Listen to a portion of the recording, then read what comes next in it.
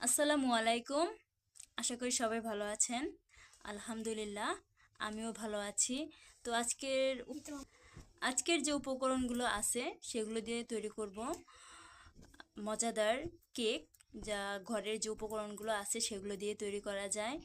আমরা যেরকম দোকানে কিনে খাই, তো সেটা আমি যদি ঘরে বানিয়ে খেতে পারি তাহলে তো দোকান থেকে কেনার কোনো প্রয়োজনই পড়ে না। তো কিভাবে ঘরের উপকরণ দিয়ে বা ঘরের জিনিস দিয়ে আমি কিভাবে কেকটা বানাই সেটা দেখতে আমার সাথেই থাকেন। তো কেক বানানোর জন্য এখানে আমি নিয়ে নিছি ময়দা, এখানে নিয়ে নিলাম চিনি, এটা হচ্ছে কাপ। এই কাপের পরিমাণ দিয়ে আমি দিব আটা, চিনি সব আমি কাপের পরিমাণ দিয়ে দিব।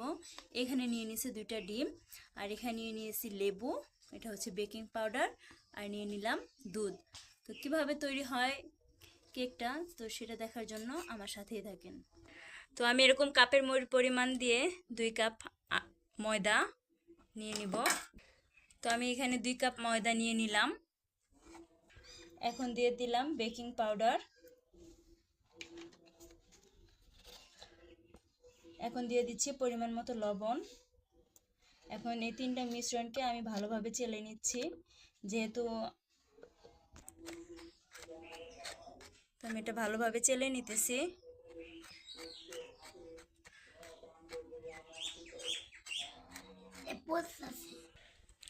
নিতেছি ডিম, আমি এখানে 2টো ডিম দিছি। তো 2টো ডিমের সাথে এখন আমি সেই যে কাপটা দিয়ে আমি আটা নিয়েছিলাম সেই কাপের পরিমাণে 1 কাপ পরিমাণ চিনি দিব। তো তো নুন চিনিটা নেওয়ার পরে আমি এভাবে চিনিটা নেওয়ার পরে আমি ডিম আর চিনিটা একসাথে ভালো করে মিশ্রণ করে নিতেছি। ভালো করে এটা মিশিয়ে নেওয়ার পরে এটা অন্যরকম একটা কালার চলে আসবে। তো এই মিশ্রণটা করতে প্রায় 8 থেকে 10 মিনিটের মতো সময় লাগবে। তো যাদের হ্যান্ড মিক্সার আছে তারা 2-3 মিনিটে করতে পারবেন, আর যেহেতু আমার কাছে হ্যান্ড মিক্সার নাই তাই আমি এভাবে পুরো মিশ্রণ করে নিতেছি। এভাবে ডিম আর চিনির মিশ্রণটাকে ভালো করে মিশিয়ে নিতেছি। ডিমের মিশ্রণটা হয়ে গেছে। তো যখন ডিম আর চিনিটা দিছিলাম তখন কালার ছিল একরকম, আর এখন পুরো মিশ্রণটা করার পরে দেখুন এখন অন্যরকম একটা কালার চলে আসছে। তো কেক তৈরি করার জন্য কেক বেকার বানাবো, তো সেই কেক বেকারের জন্য আমি যে ময়দার মিশ্রণটা করে রাখছিলাম সেই ময়দার মিশ্রণটা আমি এখন এই ডিমে ঢেলে দিব। তো অল্প অল্প করে দিব এবং নাড়াচাড়া দিব, একবারে সব দিলে সেই মিশ্রণটা ভালো হবে না।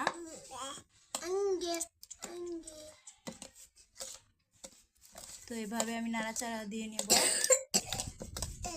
তো এইভাবে ভালো করে আমি ডিমের সাথে কেকের যে মিশ্রণটা সেটা দিয়ে নিতেছি, ভালো করে মিশিয়ে নিতেছি অল্প অল্প করে, যাতে কোনো দানা দানা না থাকে।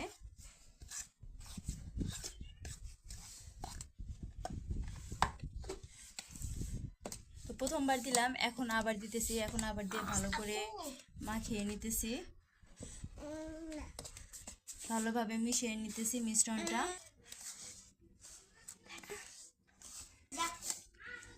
তো ভালোভাবে মিশ্রণের জন্য আমি বাকি যে কেক বেকারটা ছিল সেটাও দিয়ে দিছি, দিয়ে এখন ভালো করে মিশিয়ে নিতেছি। তো মিশিয়ে নেওয়ার পর এখন এখানে আমি দুধ দিয়ে দিব অল্প অল্প করে। তো এখন অল্প করে করে দুধ দিব, দিয়ে পুরো মিশ্রণটাকে আবার ভালো করে মিশিয়ে নিব।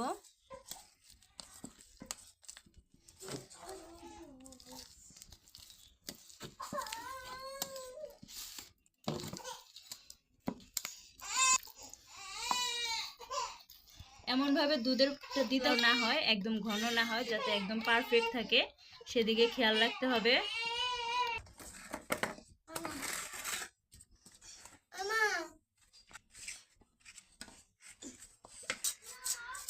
এখন দিয়ে দিতেছি লেবুর যে উপরে যে খোসাটা আছে, সবুজ যে খোসাটা, সেটা স্লাইস করে দিয়ে দিতেছি। তো আমার কাছে যেহেতু ভ্যানিলা এসেস্ট বা কোনো এসেস্টই নাই, তার জন্য আমি এভাবে দিতেছি।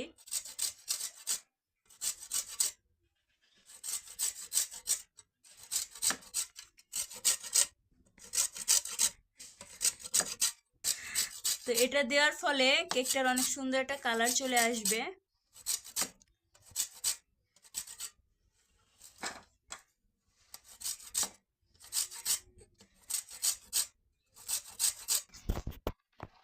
এখন সেই লেবুর খোসাটা ভালো করে এখন কেক বেকারের সাথে মিশিয়ে নিতেছি।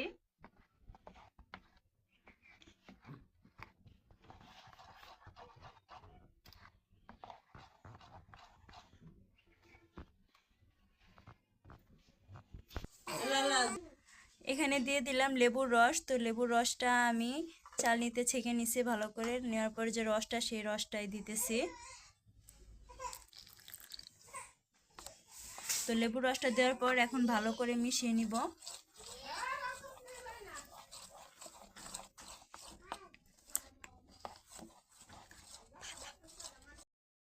কেক বেকারের জন্য পুরো প্রসেসটা কমপ্লিট হয়ে গেছে। এখন আমি এটাকে বেক করে নিব। তো বেক করার জন্য এখানে আমি নিয়ে নিছি একটা বড় পাতিল, যেহেতু সসপ্যান ছিল না তাই একটা বড় পাতিল নিয়ে নিছি। আর এটা হচ্ছে আমাদের যে গ্যাসের চুলা আছে সেই গ্যাসের চুলার স্ট্যান্ডটা নিয়ে নিছি। তো যাদের সসপ্যান নাই তারা এভাবে করতে পারেন। তো এখন আমি এখানে একটা বাটি নিয়ে নিলাম যেটাতে আমি বেকারটা ঢালবো। তো কেক বেকার ঢালার আগে এখানে আমি একটু তেল দিয়ে নিতেছি, সাদা তেল। তো সাদা তেল দিয়ে পুরোটা ভালো করে মিশিয়ে নিতেছি।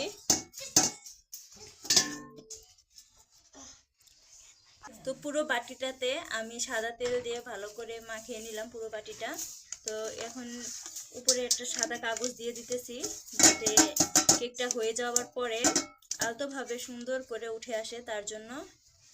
এখন আবার হালকা করে একটু সাদা তেল দিয়ে দিতেছি।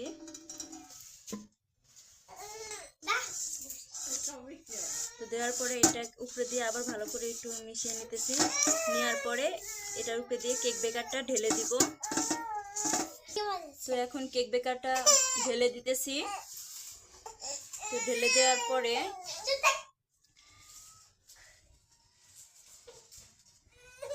ভালো করে বাটিতে, তো আমি ভালোভাবে বাটিতে কেক বেকারটা ঢেলে নিলাম। তো এটাকে এখন আমি হিট করব।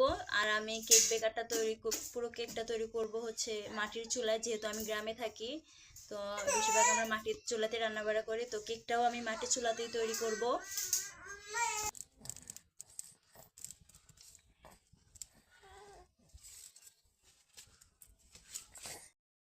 এটা পুরোপুরি হতে 40 থেকে 50 মিনিটের মতো সময় লাগবে। তো 50 মিনিট পর ফিরে আসছি আবার। ভাবে হয়েছে কিনা সেটা এখন আমি চেক করে নেব। তো চেক করার জন্য আমি এখানে একটা কাঠি নিয়েছি। তো এই কাঠিটা দিয়ে আমি চেক করব।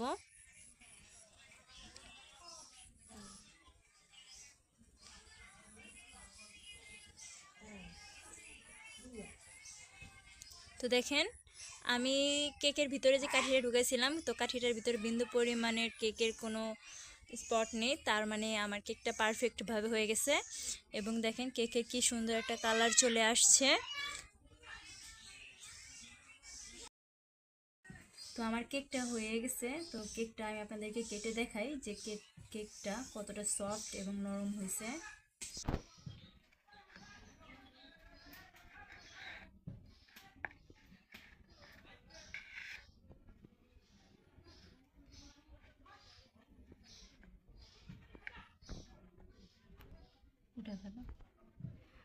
তো দেখেন আমার কেকটা কতটা সফট এবং নরম হয়েছে এবং খেতেও অনেক মজাদার হয়েছে।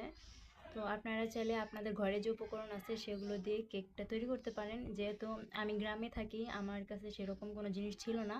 তো আমার ঘরে যে উপকরণগুলো ছিল সেগুলো দিয়েই আমি কেকটা তৈরি করছি। আপনারা চাইলে আমার রেসিপিটা ফলো করে এভাবে কেক তৈরি করতে পারেন। ইনশাল্লাহ আপনাদের ভালো লাগবে। তো ধন্যবাদ সবাইকে আমার ভিডিওটি দেখার জন্য। ভালো থাকেন, সুস্থ থাকেন।